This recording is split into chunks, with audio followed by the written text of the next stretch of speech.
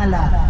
Saya niat umroh dan berihram dengannya lillahi, karena Allah Ta'ala, bukan karena siapa-siapa, bukan karena Pak Kiai, bukan karena tetangga kita, dan bukan karena orang-orang lain, tapi karena Allah Subhanahu wa Ta'ala. Itu syarat yang pertama. Kemudian syarat yang kedua, kita sudah berniat karena Allah. Lalu yang kedua itu walam yarfus, tidak berkata rofas. Perkataan rofas itu kalau kita contohkan sekarang, yaitu kata-kata yang mengandung seksual, Bapak Ibu. Ya, kata-kata yang mengandung seksual itu bisa kita lakukan secara langsung bertatapan muka, atau bisa dilakukan dengan cara chattingan. Ya, baik itu WhatsApp, kemudian Instagram, ya, atau kemudian Facebook dan lain semacamnya, itu juga bisa dikategorikan dengan perkataan ropas seperti itu. Itu tidak boleh kita lakukan. Lalu kemudian yang ketiga syaratnya adalah walam yafsuq. Orang itu tidak boleh berkata fasik. Berkata-kata fasik itu seperti yang sudah disampaikan semalam, yaitu berkata-kata yang mengandung hoak, yang bukan benar-benar adanya, lalu kemudian kita dikatakan, disampaikan kepada yang lainnya.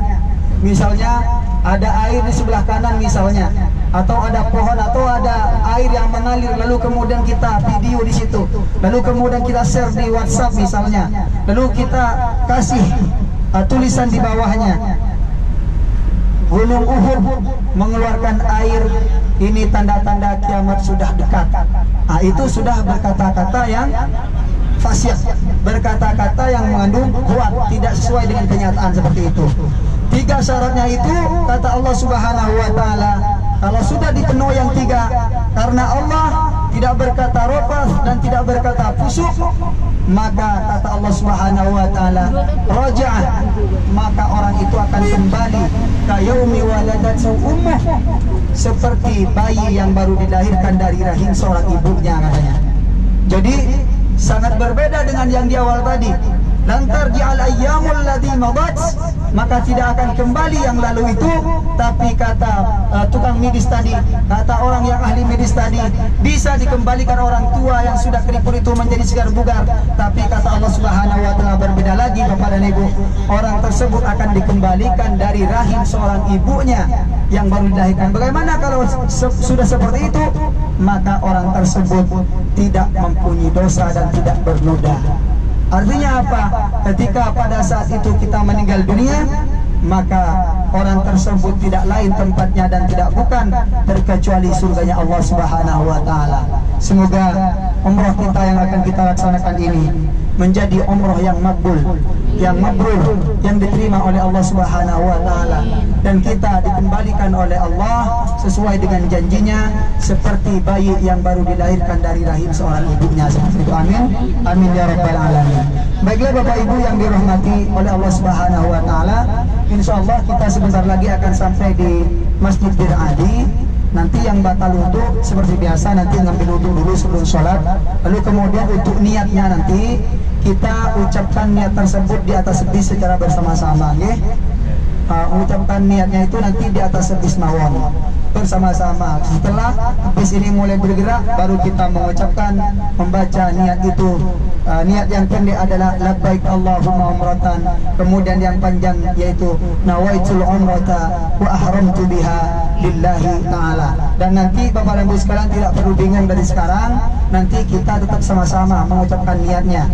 Begitu juga pada saat nanti umroh yang kedua dan umroh yang ketiga bagi Bapak ataupun Ibu yang mau melaksanakannya, karena ada fasilitas dari travel kita untuk melaksanakan ibadah umroh sampai 3 kali, Bapak dan Ibu. Adapun misalnya nanti Bapak Ibu sekalian masih kurang 3 kali, mau nambah 1 kali lagi menjadi 4 kali selama 4 hari, maka di situ nanti Bapak dan Ibu sekalian bisa mengambil nafas dengan sendirinya, naik taksi dari depan hotel itu, lalu kemudian pergi ke Masjid Taim, lalu di situ kita mengucapkan niat, lalu kemudian kita kembali ke Makkah Al-Mukarramah, tawaf keliling Ka'bah, sa'i di antara Safa dan Marwah, dan kemudian kita sudah alhamdulillah berziarah kepada Madinah Al-Munawwarah. Amin, amin ya rabbal alamin. Baiklah Bapak Ibu yang dirahmati oleh Allah, itu sebentar lagi di depan kita, kurang lebih sekitar 5 menit lagi kita akan sampai, ya. Dan mengucapkan niat itu dari Masjid Bir Ali. Padahal jaraknya dari Mekah ke Madinah ini atau dari Masjid Bir Ali ke Mekah Al-Mukarramah itu berjarak kurang lebih sekitar 450 km Bapak Ibu. Dan di Mekah itu ada tempat mikot. Di Mekah itu ada tempat mikot. Kenapa kok kita tidak mengambil mikotnya di tempat itu saja? Biar kita tidak lama-lama berpakaian ihram dan biar kita tidak terlalu ribet menjaga ihram ini sehingga enak kita menjalani umrohnya. Kenapa seperti itu? Itu menjadi pertanyaan jemaah, ya, menjadi pertanyaan jemaah. Kenapa bisa jadi seperti itu?